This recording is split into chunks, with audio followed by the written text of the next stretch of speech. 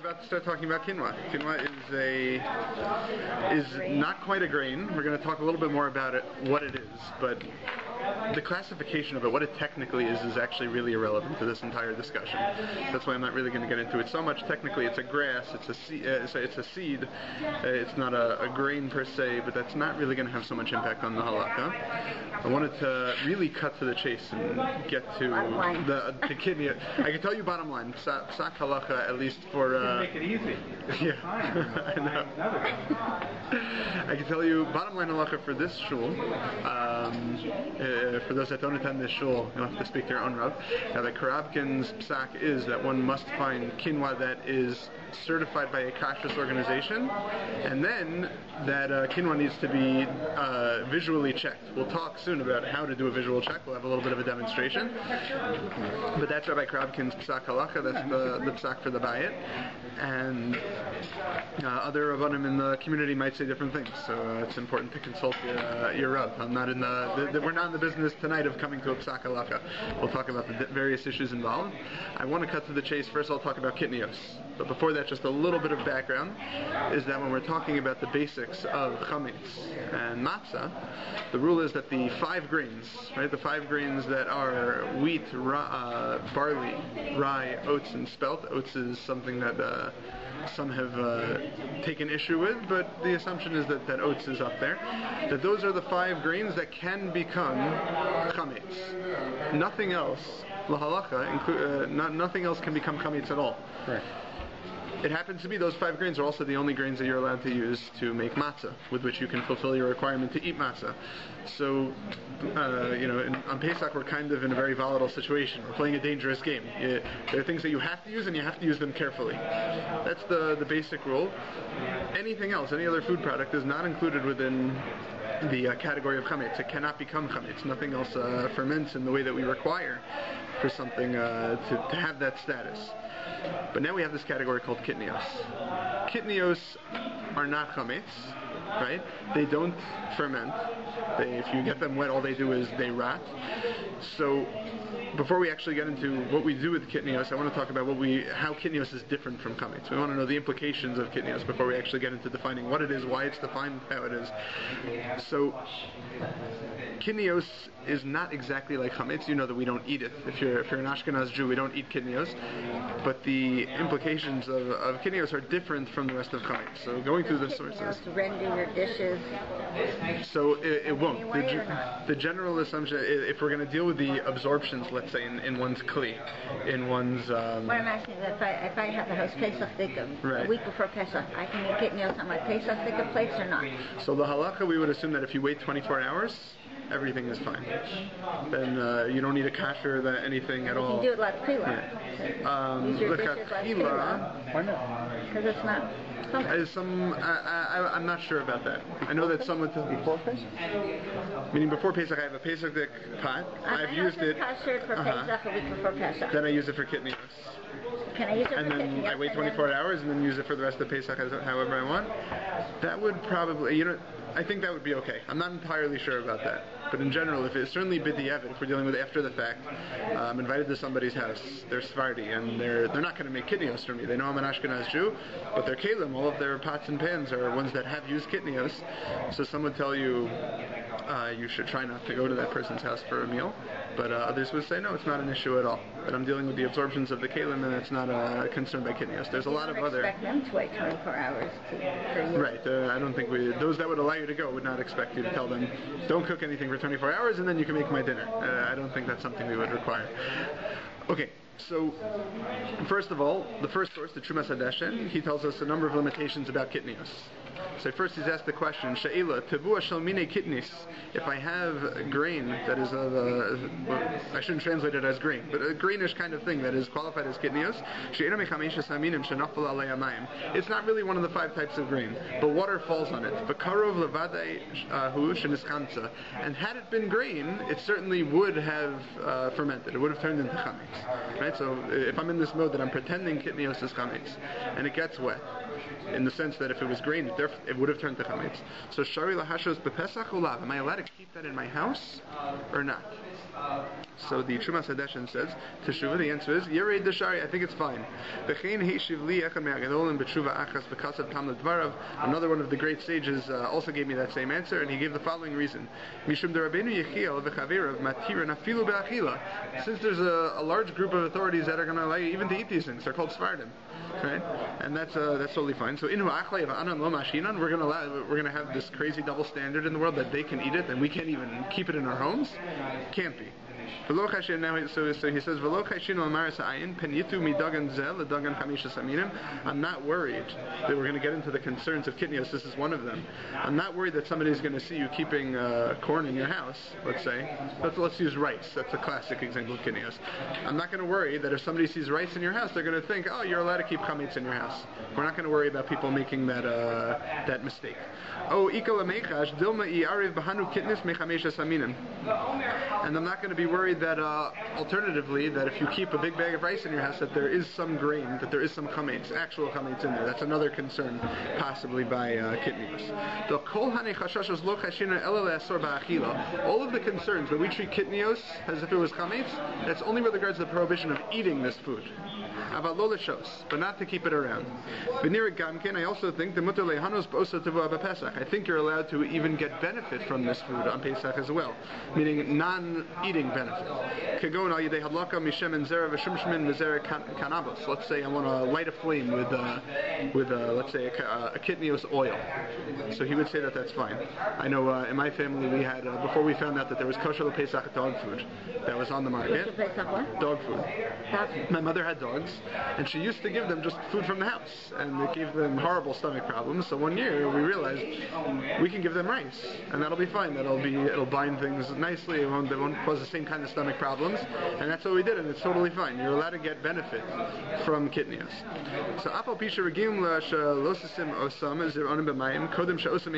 even if you're dealing with the kind of kitnios that the way you bring out its oil is by getting it wet first, which is a big no-no if you're dealing with one of the 5 grains. So still, if I was dealing with a grain, it would certainly turn to chametz. Nevertheless, similarly, I'm going to allow benefit from these things because, and this is crucial, the prohibition of benefiting from chametz or keeping it in your house, that is a lav. It's a negative commandment, but that's viewed as it's serious. It's a nisr d'oraisa. It's a prohibition from the Torah, but it's viewed as far less serious than the eating of chametz. The eating of chametz is what we would call an nisr kares. It gives you much greater spiritual implications in the world to come. That you're cut off from God. Some say that it means you die early. It's a big deal, but that's only going to apply to eating, not going to apply to all of the other isurim that are connected to chametz. So then he adds, let's say you're making your Pesach meal, you're getting it ready, and then you find afterwards, after it's been cooked, you find the grain of rice in there, right? Normally, what do we do for chametz in that situation on Pesach? You have to throw the whole thing out. If the actual mixture is created on chametz is an isser b'mashahu. It's something that's usser. It ruins a mixture even with a tiny amount. But let's say I find a grain of rice. We're not going to be so machmir. You can eat that dish entirely. If you see that little grain of rice, you might want to take that out. But the rest of the food is mutter. This prohibition that you can't even have any of this food when the tiniest drop of chametz goes in, there's no bittul, that doesn't apply to kitnios at all. Okay, so those are a couple of limitations that we've already seen.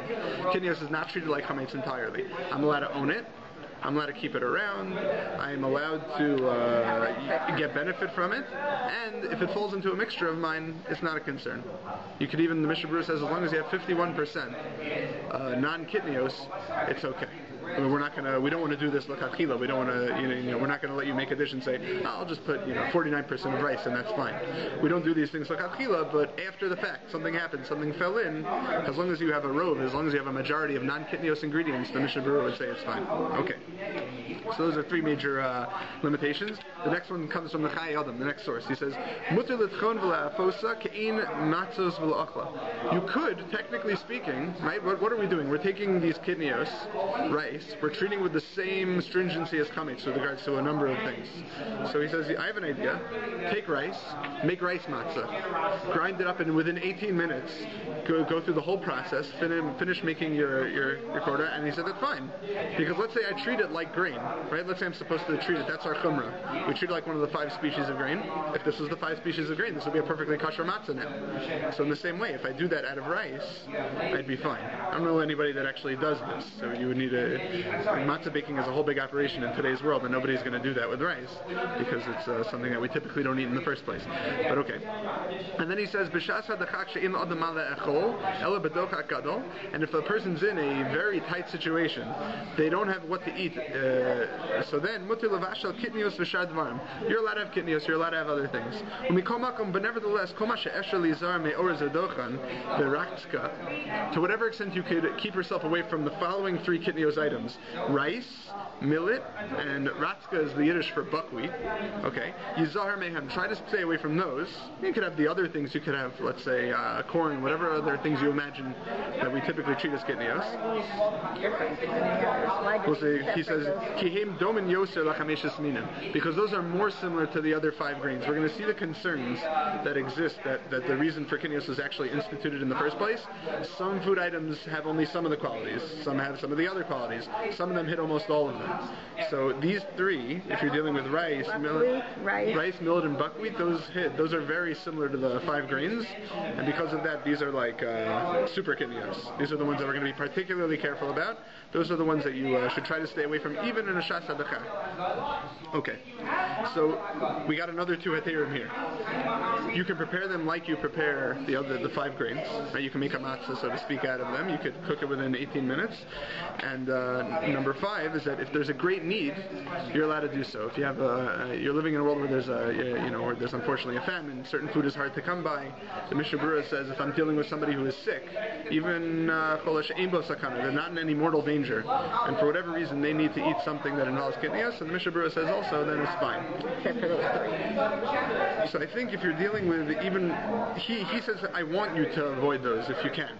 But I think he would say if you're in the shas hadachah, you're in a pressing circumstances where you can't get a hold of the other ones, or that's not going to carry you over. It's not enough of a staple. Let's say you can't find corn. The only thing you have is string beans. So that's not going to hold you over. So then maybe he would allow even the more serious ones. Okay. So I'm sure you're a bit familiar with the idea that this is a minhag that is first of all not accepted by Sephardim, and that also that it has significant opposition. Right? There were some Ashkenazi poskim that were not happy about this. They wanted to overrule it, but they didn't. We'll see right now. The Moruk Tzia. At one time they wanted to rule out potatoes. Yes, we'll talk about potatoes. Potatoes, I think, is a very interesting point that's going to bring out a lot of the theory behind what we do. Right? Because potatoes, we would think, might be relevant, but we'll talk more about that later. And the next source, the Moruk Tzia, Rav Yaakov Endin, he says, so he echoes the Chai Adam, and he says if you're dealing with kitnios in a pressing situation, I'll allow it. And then he says why? Even the Tur, he was an Ashkenaz Jew. His book is the framework with which the Shulchan Aruch bases itself on. So the Tur, he notes that this stringency already started appearing in his world. The Tur didn't care for it. Because of the Chumra Yisei he said this is a crazy Chumra, we don't do it. It sounds like in the times of the Tur, it was not yet accepted. He didn't accept it. Many poskim also thought that this was craziness. So minhag taos, it was an erroneous custom. It's the kind of, we get into the laws of crazy minhagim. The rules are that if you have something that's really based on nothing, you're actually allowed to, just totally abandon it. There's no communal or personal hataras nadarim required. So they said it's in that category. Totally do away with it.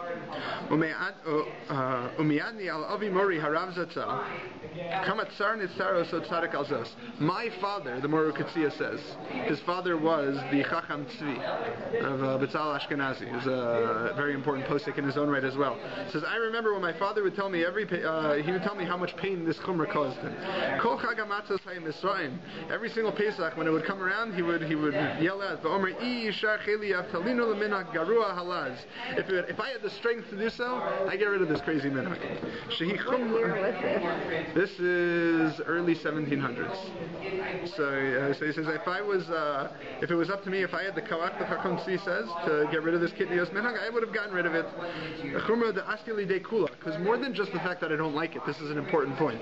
He says, this is a chumrah that leads to a leniency. I'll tell you why. It causes stumbling with regards to real laws of chametz.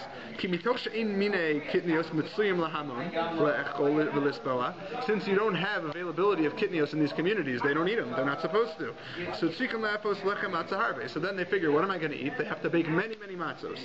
The pratas ha'aniyim, certainly if you're dealing with the people that are poorer, the people that have a lot of children, they got to figure out what to eat. They have to just make tons of matzah. That's what they have to do.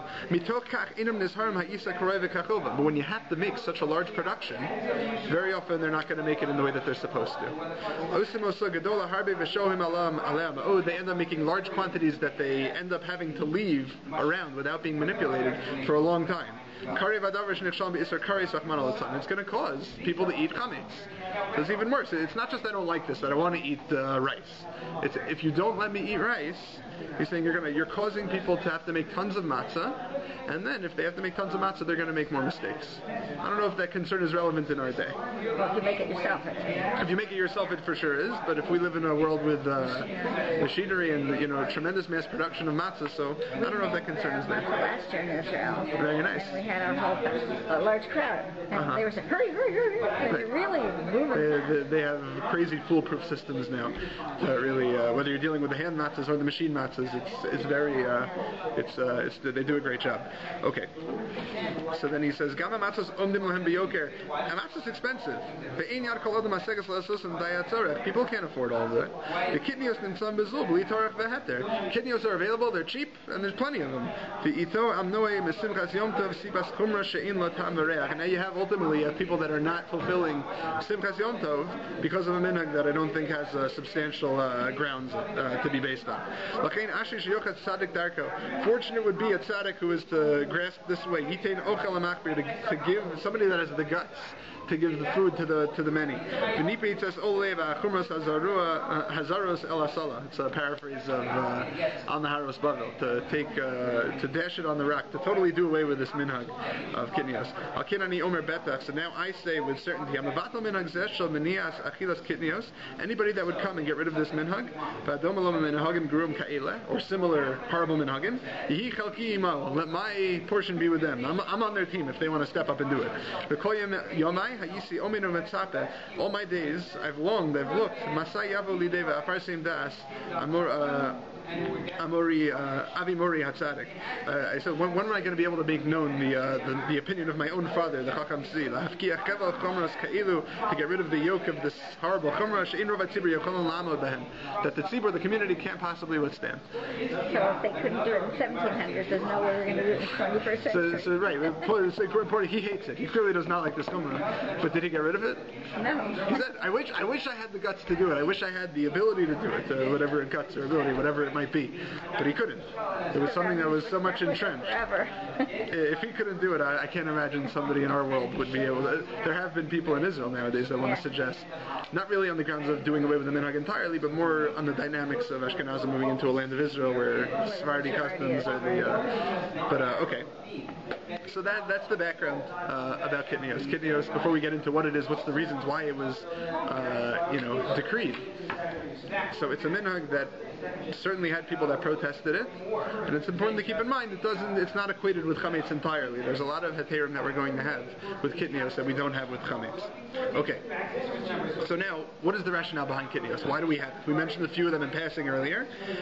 Where does it come from? So the Beis Yosef, he is the author of Shulchan Aruch, but he he wrote a more lengthy commentary called the Beis Yosef, his commentary to the Torah, and he says the reasons are as follows. We can see this inside. I think, in the interest of time, really, let's just say it outside. He says, first of all, these are products that look very similar to grain. They're treated in the same way like grain very often. You're going to make them into a porridge in a pot in the same way. They're treated very similarly. And because of that, what's going to happen? People will mix it. Not that you'll know what to do. You'll make your matzah fish, so to speak, and you'll coat it in matzah meal, or not matzah meal. Matzah meal is something we are allowed to use, but you'll coat it in, let's say, rice flour. Okay. Somebody sees that you're making it, that you're eating it, and they see you putting some kind of breadcrumbs, it looks like, on your fish. They're going to say, oh, I could use breadcrumbs, no problem. It's something that's very far from our mind. We can't imagine somebody would think to do this. Are you worried about Marasayan? That's essentially what it is. It's Marasayan that we're going to think people are going to misinterpret what we're doing and overextend the kula to chametz itself. It's very strange. It would take a very high level of ignorance for somebody to do that.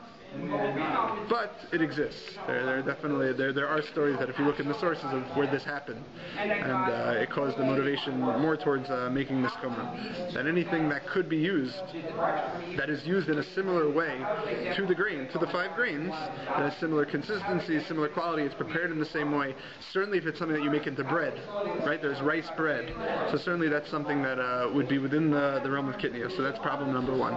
Problem number 2 is that, forgetting what other people think about what I'm doing, that my bag of rice is very likely, or at least it was likely in certain situations, that my bag of rice would have grain from the 5 species that got mixed in one way or another, either because the crops are grown in similar areas, or that the manufacturing plant makes both things and things get mixed up. So that's problem number 2. There's different variations of these things, of these different concerns, but those are the main 2. One is that it looks too similar. Marasayan, it looks too similar to chametz. And number 2 is that it might have chametz in it.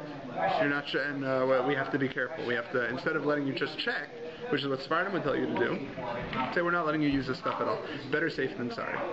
So that's the basic approach. Now you have a number of new foods that come out. Quinoa is going to be among them, that we didn't have a minhag at any point to give them the status of kitnios. So the big question is, what do you do then? Well, what would we think? Any thoughts? Because it wasn't ushered before. It wasn't ushered before, so therefore it's fine. You're innocent until proven guilty. You're not kitnios until you've been shown to be. How does something become kitnios? If that's the logic we're going to use. No, but they knew everything that was going to be in the world when they wrote what the halachas were, and they gave you the 5 grains. They didn't include anything else. So you assume if they weren't included, it's not one of those. It's not chametz. So there shouldn't be any kitnios. But then there shouldn't be any, right? Then kitnios would never exist in the first place. But if we're assuming that there's this minhag called kitnios that Ashkenazim keep, so does that minhag extend to new things, new products? Right? Corn was something that was a relatively new discovery. If it's something new, why would it be kitniot necessarily, though? Because it has the same characteristics. You make it into flour, you make it into bread, you make it into whatever, and therefore you should say, well, just like this is kitnios, it should also be kitnios. And that's one train of thought. One train of thought is, well, let me look. What are the reasons behind kitnios? What are the reasons that we say that certain things fall into this category? And they'll tell you the reason why is because it's the Marasayan issue. It looks like grain, it acts like grain, and number 2, there's a possibility of contamination. So if you have those, or maybe just one of the 2, so then the logic would be that minhag should extend to new products. But what's the other way of looking at it? We'll see right now. We have Rav Moshe Feinstein. He has a tshuva. He says in your 5th source on the sheet, towards the bottom of the first page, he says, "Hini bedavar ha." Anybody know how to pronounce this word? Peanut. Right. This is Rav Moshe very often in his tshuvos. If you have a word that you're having trouble making a reading of, chances are it's an English word. That's the truth. So he says, ha-peanut. So if I'm dealing with peanut, shekasavti b'harbi mekomos, achlo osam b'pesach, the person that asked the question to Rav Moshe is noting that a lot of people are eating peanuts. He doesn't think it should be allowed. So Rav Moshe says, the kvod Taras Rabbeinu ha-kavod ha-rama, my fellow, you with your knowledge, tama b'tam hadavar, you're very concerned about this. Mishum sheshama she'osim mimenu be'ezah makom gam kemach. You've heard that there's such a thing as peanut flour, and there is. Right? There is such a thing as peanut flour. They take out all the fats, and then it's really a dry powder. It's very nutritious. It's actually something that many advocate putting in smoothies and things like that, and a lot of health foods. And it's also noted that it's grown in the similar fields with other kidneos, with other grains, and therefore should have that problem of contamination. It hits on both criteria. No, but it's covered in a shell. Covered in a shell, but so the contamination doesn't necessarily happen in the field. Like we noted, a lot of concerns about contamination happen in the production line, where you have very often when you get a grain, it'll say may contain traces of etc. The reason why is because these things are made together. But you should know, the person asking him this question, it's not true. You think that everything that could be made into a flour falls within this custom? It's not true. What do we make into flour more than anything else on Pesach? Potato starch. And lo rak b'medina, not only in this country, elegam Europe, in the place where we come from in Europe, they did this.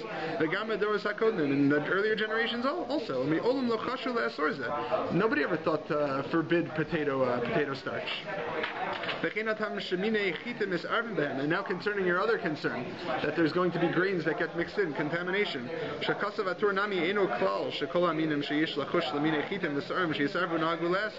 not the case that every single thing that hits this criteria also falls within the category of kidneos. The anis v'kimel, if you're dealing with, I think anis, that's how it's pronounced, right?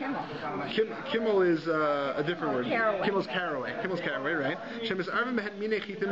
Fennel and caraway. Yeah. So you'll find that there is contamination concerns that take place here. Right? But nevertheless, lo asun kemafurish barama. The Rama in Shulchan Aruch says explicitly that those two items are not kidneos. Which, the Kimmel and the fennel? Yeah, and those apparently had risks of contamination, at least in his time. The Kardal Kasav Arama b'simin tav samach daled. If you're dealing with mustard, shenogan le'asor the have kimini kidneos af she'in bo hata'amim. And then there's other mustard which apparently doesn't hit either of these two categories, and the Rama still says that those are kidneos too. So there's things that don't follow the rules at all. We still hold that mustard is kidneos. Mustard is definitely kidneos in terms of how we paskin. So now Rav Moshe says, "V'lachein ein lanu b'davar ela mashe mefurish shenahagu le'asor, v'chein mashe yadua mefursam." Therefore, anything that is not explicitly known to be kidneos is not kidneos. If we don't know it to be kidneos, it's not. V'gam yesh li'tein tam the din mashe ne'asar b'minhag ha'in ze davar ha'ne'asar b'kibutz chachamim. The way these things became usher is that you had, not necessarily that there was a gezer that came out, anything that fits these rules become kidneos, is that chachamim in various regions, they came together. They said, with regards to a certain season, you should stay away from this type of grain, this type of item, whatever it was.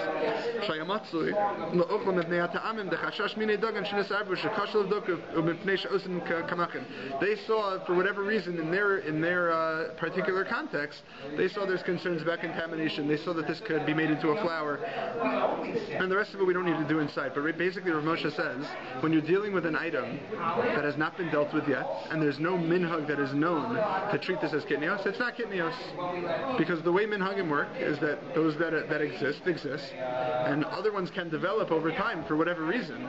If concerns, come up, and then people say you should stay away from a given type of kidneos, it'll become kidneos. But otherwise, we'll assume it's fine. That's Rav Moshe's approach, and that's one that makes sense. Right? He's assuming, unlike what we said earlier, that these categories, that these rules are to be applied in all situations. Said other kinds of kidneos, I shouldn't call them kidneos, other kinds of products, new products that we don't have any known custom for, it won't apply. And therefore, Rav Moshe thinks peanuts are fine. Peanuts are okay, peanut oil for sure. And that goes with quinoa then, yeah.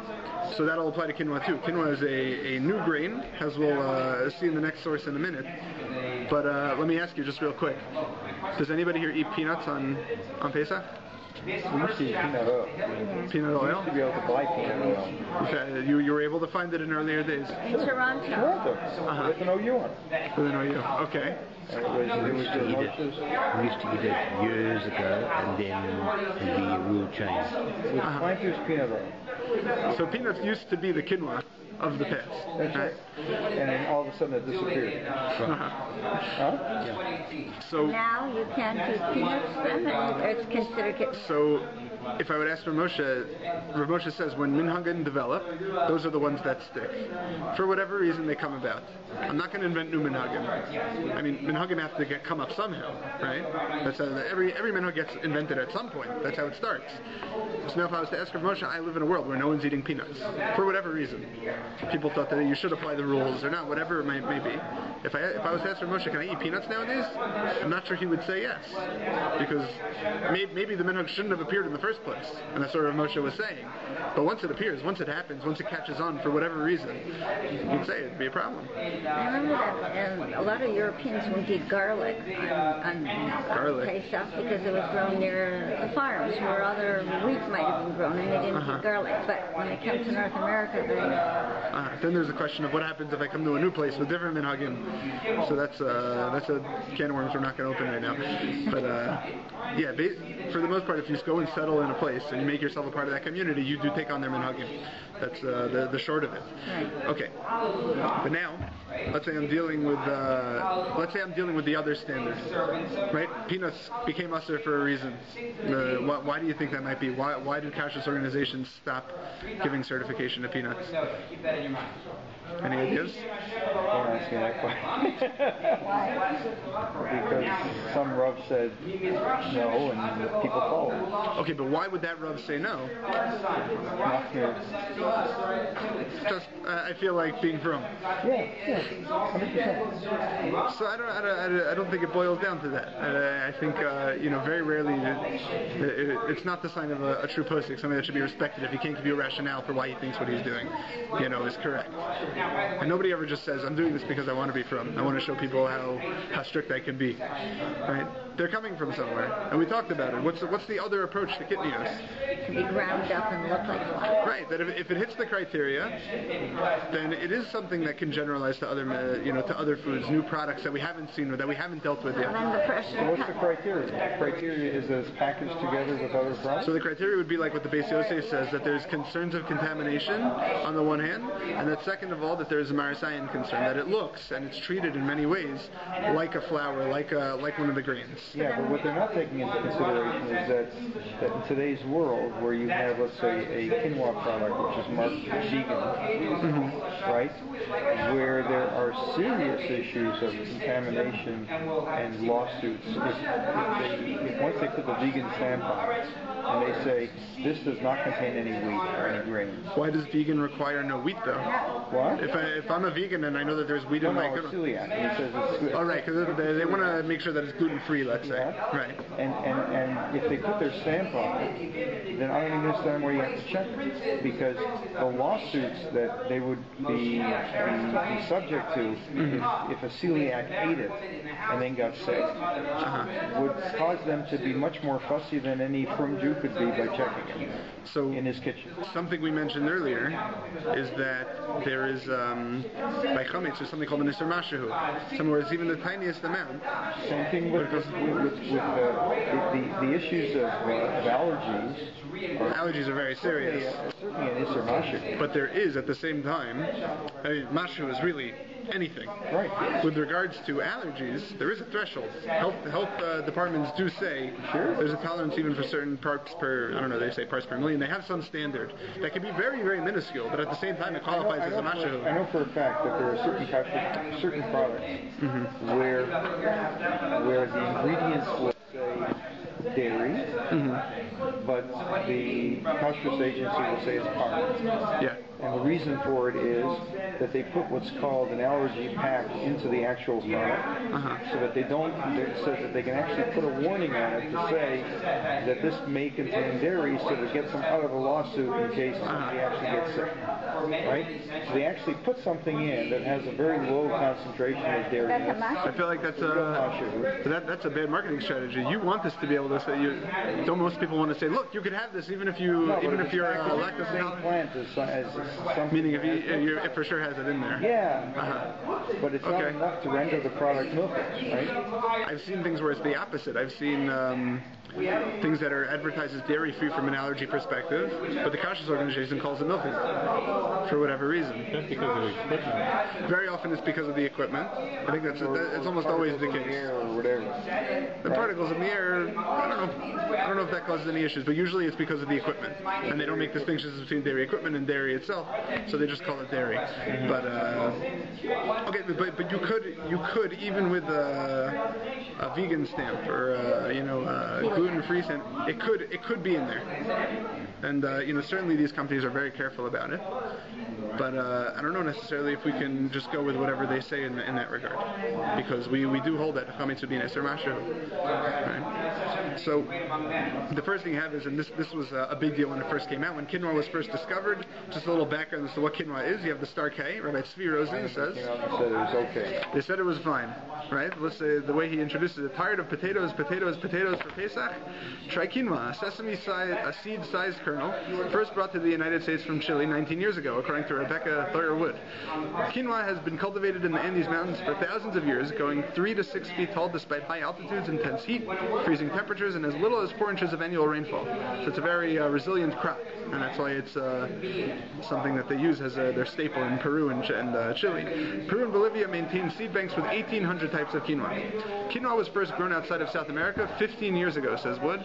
Steve Gorad and Don McKinley, wishing to market quinoa in the U.S., had commissioned the farmer to see if quinoa would grow in the Colorado Rockies, and it did.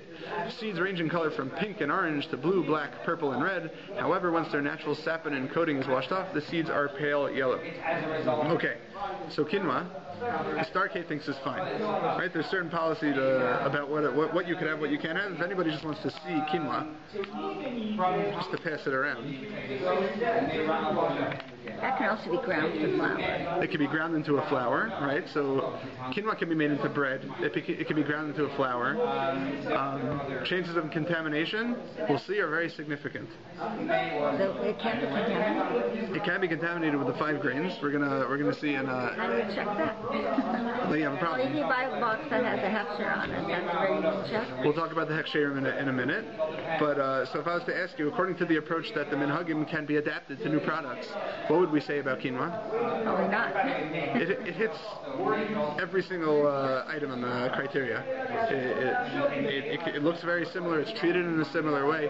There's concerns about contamination, and it should be kidneos by that logic, and that's why many authorities will say that it is. What's the other logic? For Moshe, right? This is a new product. It's not something we've ever dealt with before, and there was never a tradition to treat this as kitnios. So it's not kitnios. If a community comes and somehow over time decides they're not going to eat quinoa, so then it'll turn into a minhag for them. But until that happens, it's fine, right? And there's a lot of push in the world that we live in nowadays to make sure it doesn't become kitnios. Moses never went to the... What? Because Moses didn't go to Peru. So. Moshe never went to Peru. He's got an issue here. Okay.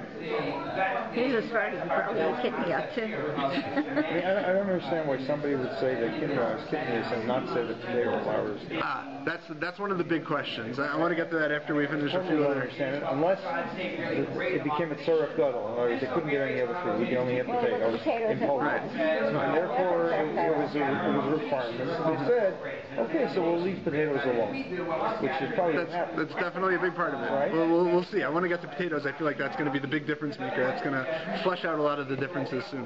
But the next source is from the OU. Just if you want a quick list of what actually qualifies as kitnios, it's there. And then they point out that we're not making a psak with regards to kitnios, with regards to quinoa, because really it's a machlokas between our two major poskim. Rav Hershel Schechter thinks it's fine. He goes with Rav Moshe, and Rav Yisrael Belsky says no. This is a minhag that can be adapted to new products. They're both representing the OU. When you have the two go-to from the OU that argue with each other, so they say, we tell you, ask your Rav, we're ambivalent about it. That's their approach. Now, the contamination. It's interesting because Rebelsky seems to indicate that peanuts are okay by that statement, right? What does he say? Rebelsky says it's not similar to peanuts. Yes, correct. Meaning he seems like he would allow. So therefore peanuts are okay. Correct. It sounds like, I can tell you peanuts probably don't hit on as many of those criteria, right? So if he's taking the approach that the minhag can be adapted, which he is, that's why he thinks quinoa is a problem, but at the same time it sounds like he would allow peanuts. That's because peanuts don't hit on as many criteria. Maybe he wouldn't feel the need to necessarily declare it as such. Okay. The big controversy came when the Star case said that quinoa was fine. And then later on, you have an alert that was put out by the Chicago Rabbinical Council that the Star K was involved in also. And it says, in 2007, Rav Gedaliah Dov Schwartz Shlita, the Av Bezin of the Chicago Rabbinical Council, issued a psak that quinoa is not considered kitnios and therefore may be used on Pesach. Most of the quinoa comes from Peru and Bolivia and has been grown in areas where other problematic for Pesach grains were generally not grown. So that's good. However, as the popularity of quinoa has risen, this is no longer the absolute case. This was confirmed this year by a Star K mashgiach who visited Bolivia and found that barley does indeed grow in those areas. It was also recently discovered, this is huge, that some farmers cover their quinoa with barley and or oats to keep the birds from eating the quinoa while it dries. That is a big problem. If they're using it if they're covering it to keep it dry, to help in the drying process, it's inevitable that some of that barley, some of those oats is going to get bagged in with it. And then what happens? Somebody buys quinoa off the shelf. They cook it. They end up cooking barley. They end up cooking oats, and they're creating chametz. It's a big issue. Finally, there is a concern that the sacks used to transfer the quinoa may have been previously used to hold barley or oats. Like we said, when you're dealing with production facilities that use the same equipment, these kind of contaminations can happen a lot. We have therefore determined that the only way to allow quinoa for use on Pesach is to track the quinoa from certain farms that are free from the above concerns. Yeah, the Star K spearheaded this endeavor and sent the mashgiach to find such a farm. While they were successful in their search, it proved to be challenging from a practical point of view, as the company visited generally sells their products in large quantities. The Star K has now worked with other companies to pack the usable quinoa into smaller packages, and the following three options have been approved for Pesach quinoa consumption, and it gives you links to the websites where you can get these things. I have on the bottom of the source sheet, you have a link to one that you can get that is not deliverable to Canada, though. It's what? It can't deliver they deliver to the U.S., but they don't deliver to Canada. We used to hear. You could get it at Kosher Plus, I think. Get quinoa here in boxes that were made in Peru and Bolivia. So it's not a blanket allowance for all Peruvian and Bolivian. If it has a hechsher. No, but Ancient Harvest, which is the one that they're talking about here, I think it clearly says on the package that we pack only quinoa. Right. That's big. Right. So the Star K nowadays they allow Ancient Harvest is the brand that they allow, and they've assured that that's only the thing that's going on. There's no reusing of bags. There's none of these other concerns that can develop. Okay. And this year they claim their Ancient Harvest brand. They had a mashgiach tamidi there who was always there that was making sure everything was fine. And they said now if you find Star K Ancient Harvest this year, you don't even need to check it. That's you have that as the next source on the sheet. They said now you don't need to check it. I think it's coming from that perspective. Rabbi Karabkin, to my knowledge, has not changed his psak despite what the Star Case says. He does still. You should be checking. You should be looking. We'll talk shortly how to look for it, and it's not that hard. But there'll be this concept of a halfway hechsher, and it's something that doesn't sit well with us. But again, like I said, Ramosha himself might nowadays say, "Well, you couldn't have peanuts because look, no one's eating them, right?" In the same way, he might say, if the world took upon themselves for whatever reason, whether they should have or shouldn't have. But didn't Ramosha go further further on the oil situation where you said because this is nishtana, it was changed? Nishtana is something I didn't want to get into, but if the product actually changes significantly, then there might be room to even if I'm dealing with real kitnios, not an issue. So the OU does it, but in only very limited circumstances. Extracting oil is not enough typically. Usually it has to be that there's actual processing and changing its chemical composition. Okay. The next source is just that the Starcade notes that nowadays that this year you could find quinoa that doesn't even need to be checked. If you want to get the COR's perspective, Rabbi Haber, so he's pointing out Yavrov Moshe's perspective. He says, Rabbi Moshe Feinstein's reasoning could potentially be applied to quinoa, such that we should not consider quinoa to be kinnios because it is new to the Jewish world, and there may be room for rabbinic discretion. Nevertheless, it must be stated that corn maize was also introduced to the Jewish world after the custom had taken root, and is considered kinnios by all communities. Right? That's another example of something that the world treats like kinnios, even if it's a new product. Right? The minhag became accepted. Furthermore, it seems apparent that the vast majority of Ashkenazi communities do consider peanuts and peanut oil to be kitnios. It would appear that the overwhelming consensus is not to allow discretion in regard to kitnios, and to subject every questionable item, even those introduced after the formulation of this custom, to the strict parameters stated above. In light of these arguments, COR and many halakhic authorities consider quinoa to be kitnios. As there are differing opinions, it is important to consult with your Rav on this matter, as well as on all matters of halacha and minhag. And then he has a note where he points out, by the way, if you're a Sephardi and you're relying on our COR kitniot, you still have to check. Right? Like we mentioned. Okay. The big question that you have, and we kept on mentioning, so what about potatoes? Right? No, he doesn't say that, but he doesn't say that it's a COR product. He's on the... Even according to the lenient opinion, or for starting with not the custom of quinoa must be checked.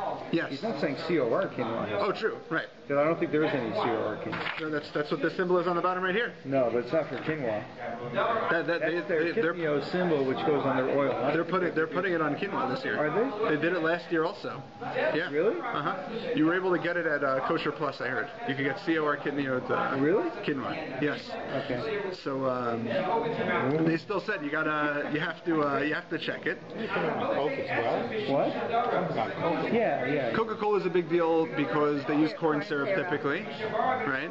So the OU, let's say, I think gives extra for Coca-Cola, so they demand that you have to use real sugar. I know I've heard of non-Jews that on Pesach time comes, they stock up on the yellow capped Coke because they think it tastes better. Yeah, then you have aspartame, which might then you get into an ashtana question. Is it changed significantly enough that it no longer has that status? COR says yes. COR says yes to that? COR says that you can't. It's only for Svarim. Oh, that's only right. Okay. Yeah. The OU says you can have that it's nishtana, that it's changed, fine. Okay, let's say I'm taking the more machmir opinion that the rules for kitnios can be applied to new cases. What about potatoes? Don't potatoes ruin this entire approach, right? Everybody eats potatoes. Truth is, not everyone eats potatoes. Belzer Hasidim don't eat potatoes because they think that they're kitnios. Other communities, the Chaye Adam, he writes that with regards to potatoes, you can make it into a flour. Should be kitnios, but he said the reason why we're allowing it is because even though it hits that criteria, our communities can't handle it. If you don't let us have potatoes, people are going to starve, right? They're going to, like we mentioned earlier, maybe have to make more matzah and create all kinds of chametz problems. We have to have potatoes. So now, if I'm to ask the more machmir approach, would you say that nowadays I could get by without potatoes? Would you say that potatoes should become kitnios? No. Don't do that. So, thankfully, no one actually takes it that far. At least, in terms of the psukim that we generally follow. But why not? Again, if the rules can be applied, and in the earlier days when it wasn't applied to potatoes, it's because of extenuating circumstances. So why not now? Why not now? You don't change it; that's already there. Okay, so that's one. So there's one of two possibilities. There's one of two reasons that I've discussed with people, some in the COR, about where it's coming from. So one is that who said we could handle it nowadays? It's true. You'd be able to live. We have what to eat, thank God. But at the same time, potatoes are very cheap. Quinoa, I can't say the same thing about. Quinoa costs $4 a pound. Potatoes cost 10 cents a pound. It's different. you could argue that maybe in more wealthy communities you could get by without potatoes, but it's a significant financial hardship to a family that is having trouble making ends meet to not have potatoes. So that same shas hadachak that was back then might not be as extreme now, but you could still apply it. So that's one approach. And potatoes is therefore potentially could become kidneys one day. So then by extension, it should definitely be matzah canola oil. Because canola oil you can buy for $3 for 3 liters, and whatever oil they're pushing to you for Pesach, which is cottonseed oil, which will kill you, or hazelnut oil, whatever else they push, which is $12 for the same bottle. So isn't that There's no oil that's somewhere cheap? in that price range? No. Nothing else besides cotton? No. Okay, so then this logic's not going to work. Oil, but the cheap oil is not healthy. But all oil is not okay. What? 8 days. For 8 days you're okay without potatoes too. That's what I'm saying. Right? Okay. You can make the argument either way. Okay, so more likely... I maintain that it's totally different. More likely that the approach is as follows. That it's true. I'm applying logic to how these minhagim develop and get created, right? There are criteria that the original kitnios had, and those criteria I'm going to see with new products, can they be applied or not. So once the original psak of a food is laid down, right? And with potatoes, the psak at the time happened to have been mutter, right? For extenuating circumstances, that might be true. But Jews have a hard time changing their habits, right? So when you're dealing with a world that now has been used to potatoes being mutter, to tell them that they can't have potatoes anymore is much harder to do. What happened to So I think at the same time, no, because I think if you were to tell people you can't have peanuts anymore on Pesach, some would say, okay. But some people, if you tell them I can't have potatoes anymore on Pesach, they'll go crazy. It would become. So if you want to make sure quinoa stays there, you gotta keep the battle for a thought. That's the motivation at all. I think the motivation is that the kashrus agency is trying to satisfy the widest possible group of consumers, and if they're the only agency around, which I'm happy that they are, and therefore they have to satisfy the most right wing as well as the most left wing, then you have to go for the hardest possible standard, and therefore not. But then why not make potatoes? What? Why not make potatoes? Potatoes would be radical. I mean, then and even the most right, mainstream people on the right, they don't care about but something like quinoa or canola oil or stuff like that, it's easy to them, even though you have other agencies that say it's okay. Right? So here you'll say, no, it's not, because you're the only agency around. Okay, but I mean, when we're talking about, let's say, even the groups that are more to the extreme, let's say, more to the right, the more machmir viewpoint of things, they're not going to touch. I mean, they're not going to mess with potatoes, no, right? I agree with you. So, in some way, I think that expresses the idea that there is a firmly entrenched minhag that nobody dares mess with potatoes. Everybody wants potatoes. Well, the same problem with kidneys as well. Nobody's going to mess with kidneys, even though there's no rational reason for it all the way back. I mean, there is a rational approach to it. In the first place, where he said, "You're making my life miserable. I wish I could support my father." No one's afraid. Everyone's afraid to do it. Once it's entrenched, it's entrenched. You're finished. Yeah. So if you want to make sure quinoa stays strong, on one day Yom Tov is you'll eat it. Okay. Right? Yeah. So he was a radical. Right? So he wasn't willing to be a radical for this, but so it's just a little bit of the dynamics, trying to make sense of it all. Again, psak halacha for the bayit is that you can buy, let's say, the COR kidneyot, and if you're an Ashkenazi Jew, and you could do the sorting. So now,